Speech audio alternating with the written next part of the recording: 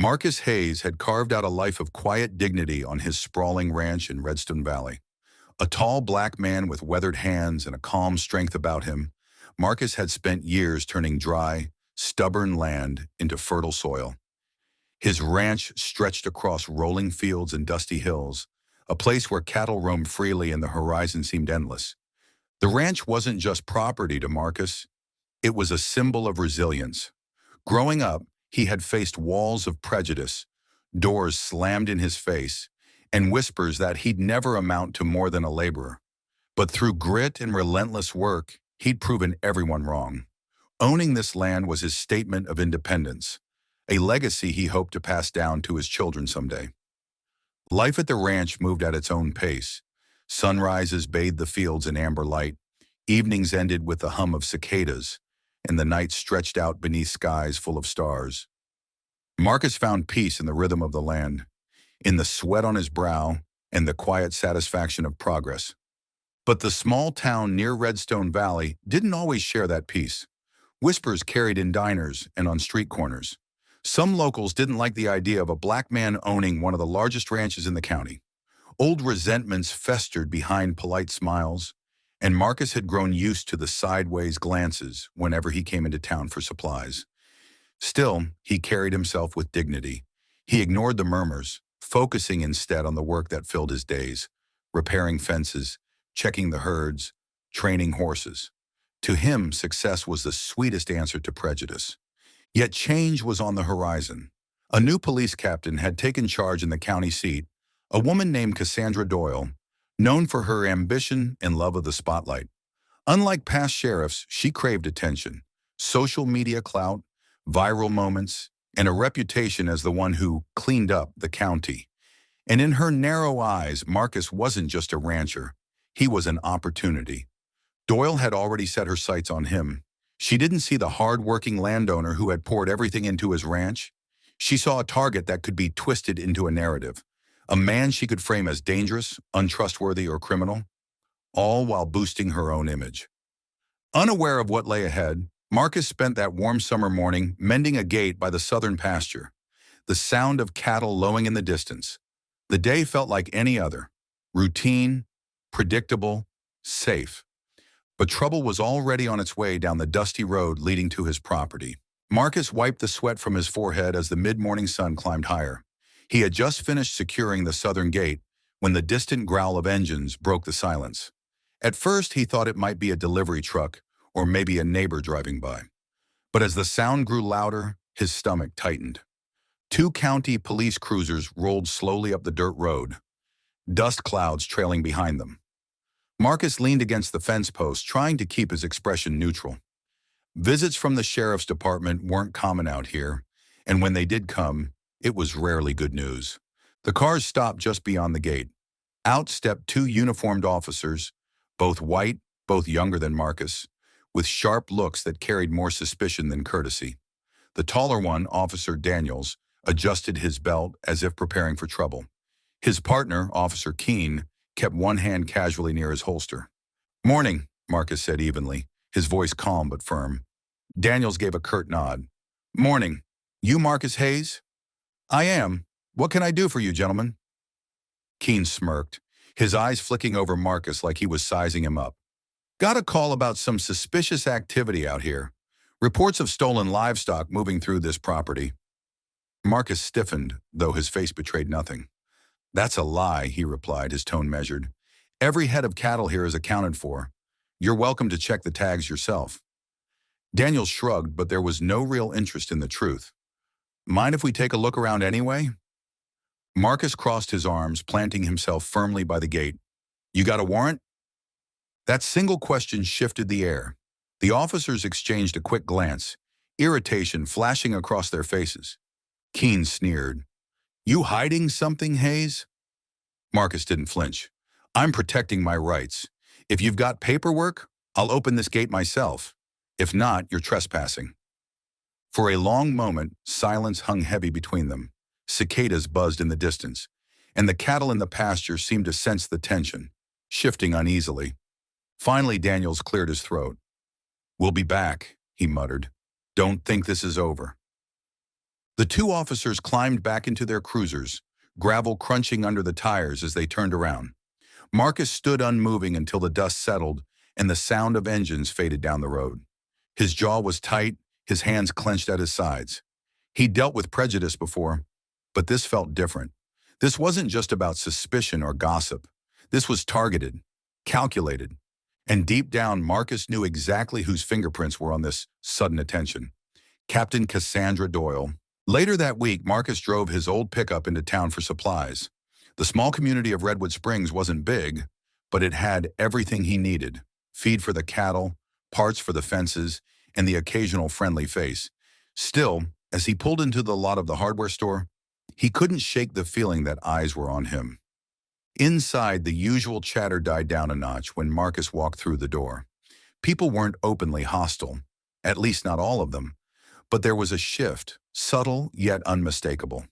A whisper here, a sideways glance there.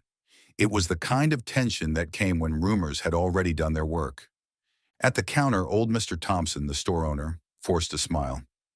"Morning, Marcus. Need your usual?" Marcus nodded. "Yeah, plus some extra wire. Got coyotes sniffing around the southern pasture." Thompson rang up the items but leaned in as he slid the receipt across the counter. His voice dropped low. "Word going around is you've been moving cattle that don't belong to you. Folks say the sheriff's department is watching close." Marcus's jaw tightened. "And you believe that?" The old man shook his head quickly. "No, son. I've known you too long. But others. They're quick to believe what they want to believe." As Marcus gathered his bags, he caught sight of two men standing near the back. Locals he recognized, farmers from neighboring land. They weren't shopping. They were watching. One of them muttered something under his breath, and both chuckled darkly.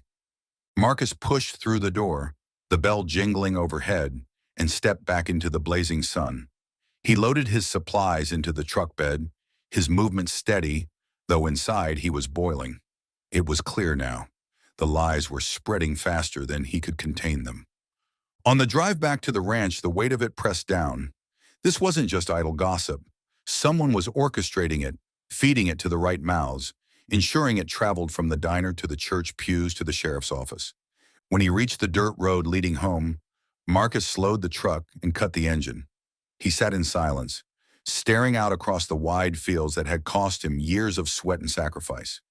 This land was supposed to be his legacy, a place of peace, but the storm gathering over him threatened to sweep it all away. And in that silence, one name burned in his mind like a brand: Captain Cassandra Doyle.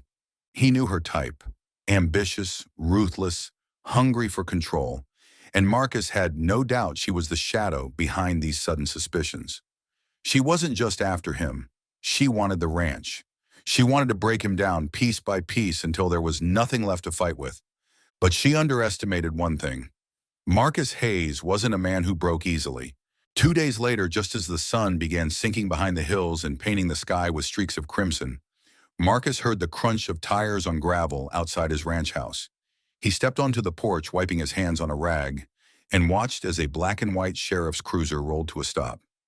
Out stepped Sheriff Randall Price, a broad-shouldered man with a heavy mustache and a reputation for keeping things orderly in Redwood Springs, though Marcus knew that often meant looking the other way when injustice was convenient. "Evening, Marcus," Price called, tipping his hat as if this were just a friendly call. Marcus folded his arms. "Sheriff, didn't expect company." Price adjusted his belt, the badge on his chest glinting in the fading light. "Heard some concerns going around town. Folks saying cattle's gone missing. Thought I'd come out and ask if you've seen anything suspicious." Marcus raised an eyebrow. "Suspicious like me?" The sheriff chuckled, though there was no humor in it. "Now, I didn't say that. Just doing my job, checking boxes." Behind him, the cruiser door opened again, and Captain Cassandra Doyle stepped out, her uniform crisp, her eyes sharp and cold. Marcus felt his stomach twist, not in fear, but in recognition. This was no casual visit. "Captain," Marcus said evenly, "didn't know this was your jurisdiction." Doyle smiled thinly. "Oh, I go where I'm needed, and lately your name's come up more than once. Missing livestock, disputes with neighbors, tensions in town. It all seems to circle back to this ranch. Marcus stepped down from the porch, closing the distance until he was just a few feet away from her. Funny thing, Captain. Problems didn't start until you showed up. Her eyes narrowed. Careful how you speak to law enforcement, Hayes. Price shifted uncomfortably, caught between his duty and Doyle's obvious agenda. Look, Marcus, nobody's accusing you outright. We just need to keep the peace. You understand? Marcus locked eyes with Doyle. What I understand is that someone's trying real hard to paint me as the villain in a story that ain't true, and I don't need to guess too hard who's holding the brush. For a moment, the three stood in tense silence, the only sound the distant lowing of cattle and the soft chirp of crickets rising with the night. Finally, Doyle leaned closer, her voice dropping so only Marcus could hear. You don't belong here, and sooner or later, everyone's going to see that. I'll make sure of it. With that, she turned on her heel and slid back into the cruiser. Price tipped his hat again, muttering something about just doing his job before following her. The engine roared to life, and the cruiser rolled down the gravel drive, its taillights disappearing into the dark. Marcus stood in the growing night, fists clenched at his sides. They weren't just watching him now, they were tightening the noose. But if Cassandra Doyle thought intimidation would break him, she was wrong. As the stars emerged overhead, Marcus whispered to himself, if they want a fight, they'll get one, but it'll be on my terms. The days following Doyle's visit felt heavy, like a storm brewing just beyond the horizon. Marcus kept to his work, fixing fences, feeding cattle, and maintaining the land his father once dreamed of. But everywhere he went, he felt eyes on him.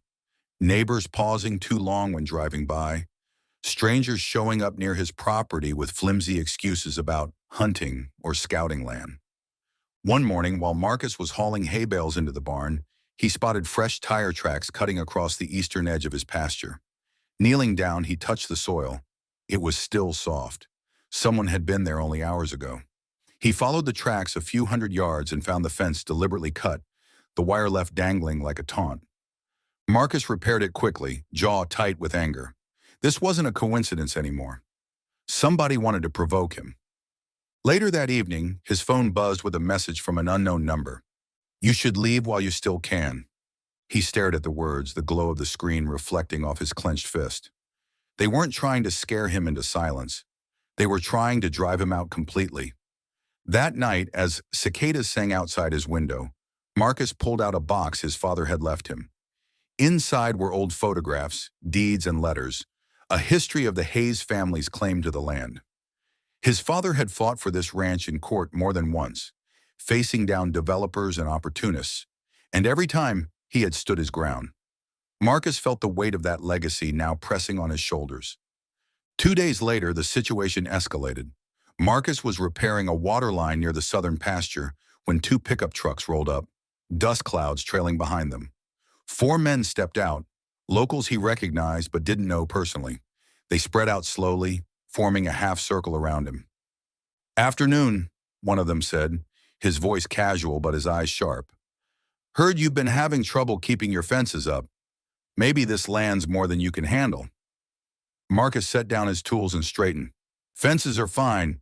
What's your business here? Another man spat into the dirt.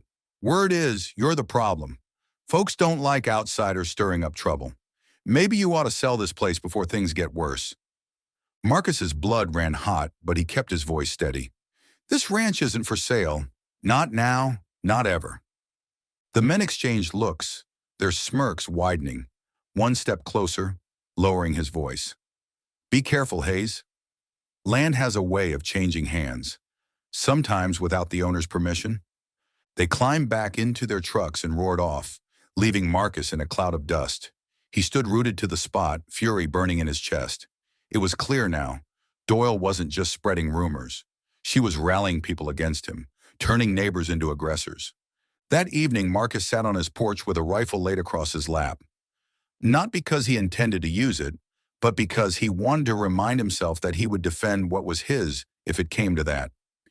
As the moon climbed high above the fields, Marcus whispered a promise into the night air. You won't break me. Not this land, not this name, not this man. The war for Redwood Springs Ranch had begun, and Marcus knew it would only get bloodier from here. 2 mornings after the trucks, a small convoy crept up Marcus's road.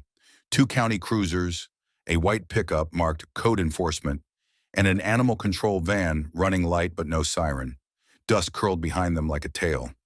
Marcus was by the corral, wrench in hand, when the vehicles fanned out as if they'd practiced it. Sheriff Randall Price climbed out first, hat low, eyes tired. A moment later, Captain Cassandra Doyle stepped from the code enforcement truck, crisp uniform under a civilian windbreaker, aviators reflecting the barns. She held a slim folder that looked like authority even before she opened it. "Mr. Hayes," Price called, voice pitched to sound reasonable. "We're here on a welfare check. Livestock and structures. Couple of complaints came in about neglected animals and unsafe storage. Should be quick." Marcus wiped his hands on a rag and didn't move closer. "You have a warrant, Sheriff?" Doyle answered for him, flipping the folder open. "Administrative inspection order, signed by a magistrate this morning." She held up a single page with a stamp the color of cranberry juice. Marcus didn't take it. "An admin order isn't a general search warrant. You can eyeball from the easement. You don't set foot past that gate without judicial cause." Doyle smiled without warmth. "Let's not make this adversarial. We've had theft reports. If you're clean, you're done in 5 minutes." "Then you won't mind waiting while I call my attorney," Marcus said, already dialing. "And while my cameras roll." He gestured up at the pole by the gate where a small bullet camera blinked red. Another watched from the barn gable. A third sat barely visible in the mesquite. The system had been a luxury when he bought it. Today it was a spine. Price shifted, glancing at Doyle. "Nobody's here to start a fight." "You started it on my driveway," Marcus said. On speaker, Ava Kim, a rancher's lawyer out of the county seat, answered on the second ring. Marcus summarized in clean sentences. "No criminal warrant," she said. "They can observe from outside your fence. They cannot enter structures or pens. If they insist, ask them to list exigent circumstances on camera. Then step away." Doyle's jaw worked. "We can see 2 heifers with protruding ribs from here." "From here," Marcus said, "you can see a long winter in a breed that runs lean. They're tagged, vaccinated, and vet checked last Friday. I have the paperwork. You can view it at the gate." An animal control officer raised a drone case. Doyle nodded. "Put it up." Marcus lifted an eyebrow. "You're about to fly a county drone over posted private land for a civil check?" "It's public airspace," Doyle said too quickly. "Then you won't mind me filing to preserve the footage and the flight logs," Marcus replied. "Open records request goes in today. Every minute you're here is evidence. For me or against you." From down the road, a dust plume grew into Rivas's dented pickup. He parked outside the fence and hopped out with a phone already recording. "Morning, Sheriff." "Captain, don't mind me. I love government on a weekday." Doyle's mouth thinned. The code enforcement officer, a young guy whose name tag read Me Ortiz, looked like he wanted to be anywhere else. Price rubbed the bridge of his nose. "Captain." Doyle recalibrated. She stepped to the gate, stopping just shy of the chain. "Mr. Hayes, out of professional courtesy, let us step in and look at the feed room and the north pen. We'll be in and out." "Courtesy runs both ways," Marcus said. "You brought a camera crew without the press passes. You know the line. Stand on your side of it." Silence stretched. The wind tugged at the corner of the inspection order. Finally, Price spoke, flat. "We'll note refusal to permit entry on an administrative request." "Note that I offered documents at the fence," Marcus said, already pulling a folder from the mailbox by the post. "Vaccination records, feed invoices, a signed vet note." He held them up to the lens of his own gate cam before handing copies through the bars. "And note that you have no criminal process." Doyle took the pages like they'd burned her. She didn't read them. "We'll be back," she said, echoing her officers from days ago, but this time the line sounded thinner. "Bring a warrant," Ava's voice chimed from the phone, bright as a bell. They retreated piece by reluctant piece. The drone never launched, the van never moved. Rivas filmed until the last bumper cleared the cattle guard. Only then did Marcus feel the tremor in his forearms, the delayed wash of adrenaline that comes after you keep your voice level through a moment designed to strip it. "Badges and paper," Rivas said, pocketing his phone. "They figured you'd fold." Not today, Marcus said. Back inside, he set the house printer to work. No trespass. Criminal penalties. Signs laminated and posted at each gate. He uploaded all 3 camera angles to a cloud drive and 2 spare thumbsticks, then drove one to Mr. Thompson at the hardware store with a simple request. Hold this. If anyone asks, you never saw me. By sunset, Ava had filed open records requests for every complaint tied to his parcel, every body cam clip from that morning, and any email between Doyle and code enforcement. Paper for paper. Proof for posture. Marcus sat on the porch with a legal pad and wrote names, dates, what they said, what they didn't. The land breathed around him the way it always had. Cicadas, cattle, the soft tick of the cooling roof. He wasn't naive. They would come again, maybe smarter, maybe angrier. But the rules were on the record now, and so was their attempt to bend them. He closed the pad and exhaled. If we're playing by the book, he said to the dark, then let's read it out loud. 2 days after the confrontation at the gate, Marcus woke to the low rumble of voices outside his window. He slipped on boots, careful not to creak the floorboards, and peered through the blinds. A sedan with no plates sat idling across the road. 2 men leaned against the hood, pretending to smoke but glancing toward his fence line every 30 seconds. He recognized the stance instantly. Lawmen, or men who wanted to look like it. Either way, not neighbors. Marcus poured coffee slowly, letting the steam fog the glass, then stepped out onto the porch as if it were any ordinary morning. The men stiffened. He raised his mug in a silent greeting, then turned his back on them. A message. You don't scare me enough to break my routine. Inside, he called Ava. They're watching, he said. Keep a log, she replied. Dates, times, plates, if they ever have plates. And make sure your cameras catch them. Presence without process is intimidation. Courts don't like intimidation on tape. By noon, the sedan was gone. In its place came a letter. Certified mail, county seal. Notice of zoning violation. According to Doyle's office, Marcus had erected unpermitted structures, non-compliant fencing, and a potentially hazardous feed shelter. Marcus almost laughed. The corral fencing had been there since the 70s. The feed shelter was a repurposed lean-to, older than he was. They weren't violations. They were history. Still, paper carried weight, and Doyle knew it. If Marcus ignored the letter, fines would stack. If he fought it, he'd burn hours and dollars in hearings.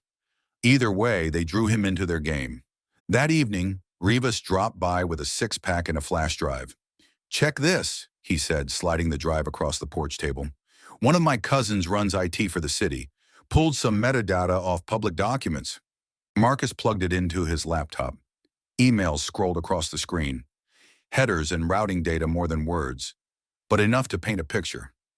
Doyle had been in contact not only with code enforcement, but with a local real estate developer known for buying distressed ranch land cheap, then flipping it into subdivisions.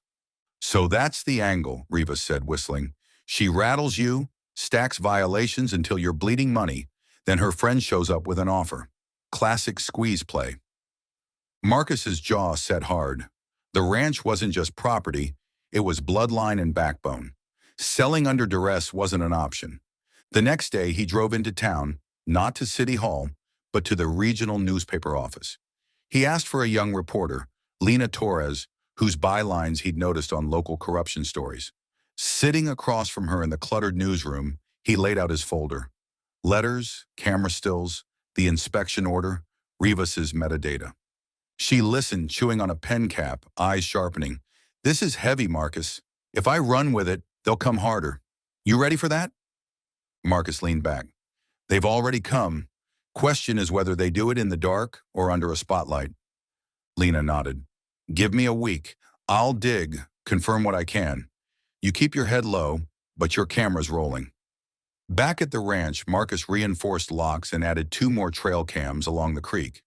That night, as coyotes yipped in the distance, he sat at the kitchen table scribbling notes. Dates of cars parked on the road, names on letters. Every veiled threat Doyle had delivered. A ledger of pressure. The circle was tightening. But Marcus wasn't the kind of man who panicked when walls closed in. He was the kind of man who looked for where the wall was weakest. And if Doyle thought she could push him off his land like some pawn in a county scheme, she was about to learn just how stubborn a rancher could be when the ground beneath his boots was more than soil. It was legacy. The following Friday, Marcus returned from hauling hay only to find his front gate chained shut with a bright orange county seizure pending, notice zip-tied to the bars. His stomach knotted, but his mind stayed cold. This wasn't legal seizure, it was theater, a scare tactic. The chain itself was hardware store new. No official lock, no sheriff's tag. He cut it with bolt cutters and set the notice aside. Later, he'd file it with the rest of the growing pile of harassment. For now, he had animals to feed. That night, as he was brushing down one of the horses, a pair of high beams washed across the corral. A truck idled by the fence, lingering too long. Marcus stood silent in the dark, letting the animal's flank shield him. He caught a glimpse of a camera phone glowing in the cab. Whoever they were, they wanted footage. Him angry, him reckless. A clip they could twist. Marcus refused to give them the performance. He stayed put, calm, until the truck growled off. Inside, his phone buzzed. It was Lena Torres, the reporter. "Marcus," she said, voice low but urgent. "You need to know something. I've been pulling property records, and there's a paper trail. Doyle's brother-in-law is tied to the developer. And there's more. Your ranch sits right in the footprint of a proposed highway bypass project. Federal funds on the line. That's why they're turning screws so hard." Marcus exhaled slowly. "So I'm not just a nuisance. I'm an obstacle worth millions." "Exactly," Lena said. "I'm drafting the story, but I need one last confirmation. Stay sharp until then." The following morning, a white SUV with county plates rolled up his drive. Doyle herself stepped out, flanked by 2 deputies. Marcus met her halfway down the gravel, posture steady, camera on his phone recording. "Mr. Carter," Doyle said smoothly, "I'm here to inform you that continued noncompliance could result in immediate removal from the property. For your safety, I suggest you consider relocation." Marcus tilted his head. "Relocation? Or surrender?" Her smile flickered. The deputies shifted. One rested a hand on his belt. A subtle intimidation. Marcus made sure his phone caught it. "I'll tell you this once," Doyle said, her voice sharpening. "Push against us, and you'll regret it." Marcus leaned closer, voice steady. "I've been threatened before, but you're sloppy, Captain. You leave footprints, and footprints lead somewhere." He tapped his phone. "Smile. You're on record." For the first time, Doyle's mask slipped. A flash of irritation, maybe fear, before she spun on her heel and climbed back into the SUV. The deputies followed, silent. When the dust settled, Marcus walked back to the porch, pulse steady but mind racing. The battle lines were no longer in shadows. They were drawn clear in daylight. They wanted him gone because his land wasn't just soil. It was leverage. It was money. It was power. But Marcus Carter wasn't about to bend. If anything, Doyle's visit confirmed what he already knew. They were close to breaking, and the tighter they squeezed, the more evidence they left behind. He sat at the kitchen table, lit only by the glow of his laptop, and began drafting his own report. Not just for Lena, not just for the courts, but for himself. A record that said, "I was here, I fought, and I did not bow." The article hit before sunrise. Bylines: Lena Torres. Headline: Highway Deals and a Captain, How a Ranch Became a Target. It laid out the map, a proposed bypass corridor cutting straight through Marcus Hayes' north pasture, emails tying Captain Cassandra Doyle to a developer, bidding on parcels along the route, metadata showing Doyle's brother-in-law as a silent partner, screenshots, timelines, the inspection order that wasn't, the seizure pending notice with no legal seal. It wasn't a flamethrower. It was a blueprint with names. Marcus read it on the porch while the sky shifted from graphite to blue. His phone started vibrating. Rivas first. "You're live, hermano." Then parents he barely knew. "We stand with you." Then a number he didn't recognize. "This is Assistant Attorney General Coley. We're opening a preliminary inquiry into potential abuse of authority in Redwood Springs. Don't speak to local investigators without counsel present." By 8, trucks rolled past the ranch slower than usual, drivers lifting 2 fingers from steering wheels in quiet salute. At 9, Ava Kim called from the courthouse. "We're on for an emergency hearing at 10. Temporary restraining order against any further code actions, drone surveillance, or access interference. Bring the folder, bring the thumb drive. Marcus put on a clean denim shirt and drove into town. The courthouse steps buzzed with murmurs and camera shutters. Lena stood off to the side with a notebook, eyes tired but bright. "You ready?" she asked. "I was born ready," he said. And it wasn't bravado, it was bone. Inside, the hearing room felt smaller than the day. Judge Esteban Marlowe took the bench, glasses low on his nose, the kind of man who liked facts more than speeches. On one side, Marcus and Ava, a tidy stack of exhibits. On the other, the county attorney, Sheriff Price, and, one row back, Captain Doyle in a blazer instead of uniform, jaw clenched like a fist. Ava went first. Clean lines, no adjectives. The gate chain. The inspection orders limits. The drone that didn't fly. Open records requests filed and ignored. She slid the reporter's packet into the record as recently discovered corroboration. Then she played a clip. Doyle on Marcus's gravel, saying relocation. A deputy's hand hovering at his belt. The camera catching the posture the way sunlight catches dust. The county attorney argued process. Routine compliance, community safety, rumors and coincidences don't make a conspiracy. He gestured toward Marcus. Refusal to cooperate created escalation. Ava didn't look at him. She looked at the judge. Refusal to surrender rights isn't escalation. It's citizenship. Judge Marlowe asked two questions, only two. Captain Doyle, did you communicate with Raven Ridge Development about parcels in the bypass corridor while simultaneously directing code actions against Mr. Hayes? And, Sheriff Price, why did your office attach a seizure pending notice without a signed writ? Price's neck flushed. That notice wasn't ours, Your Honor. We have no record of it. All eyes slid to Doyle. She kept her voice level. I don't recall the specifics of my correspondence. Then recall them under oath, the judge said, dry as parchment. The room exhaled. Lena's pen stuttered once, then flew. By noon, the order was signed. Temporary restraining order enjoining the county and its agents from further inspections, notices or on-site contacts absent a criminal warrant, preservation of all records, emails, and texts related to Marcus's parcel. A directive that any bypass planning mention of his land be disclosed to the court within 48 hours. Outside, microphones appeared like prairie dogs. Marcus didn't give a speech. He just said, I'm going home to feed. And that was the truest victory speech he knew. Back at the ranch, the wind ran its fingers through the mesquite, and the cattle nosed the troughs like nothing in the world had changed. Rivas pulled up, grinning. Judge put a padlock on her game, he said. How's it feel? Like the first rain after a long dry, Marcus said, then quieter. Not the flood, just the first rain. That evening, Lena texted a photo. Doyle walking out a side door of the county building, escorted by Internal Affairs. Another message chimed in from Assistant AG Coley.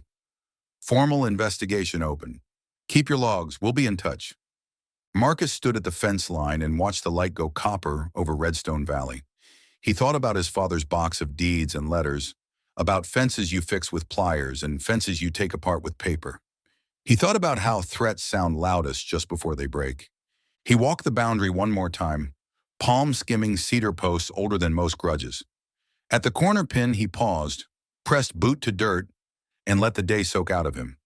They would build roads or they wouldn't. They would reroute or they'd try again. Captains would come and go, some with cameras, some with cleaner hands. But the land was still the land, and a man's name on a deed meant something as long as he was willing to read it out loud. Marcus turned back toward the house, toward the dogs lifting their heads on the porch, toward a pot of coffee going warm on the stove. One step, then another. The same road he'd taken 1,000 times. Now a little clearer, a little freer. Tomorrow he'd mend the south fence and call the vet about spring vaccinations. He'd meet with Ava about next filings and return Lena's call. He'd keep feeding. He'd keep records. He'd keep staying. The storm had learned his name, and he had taught it how to say no.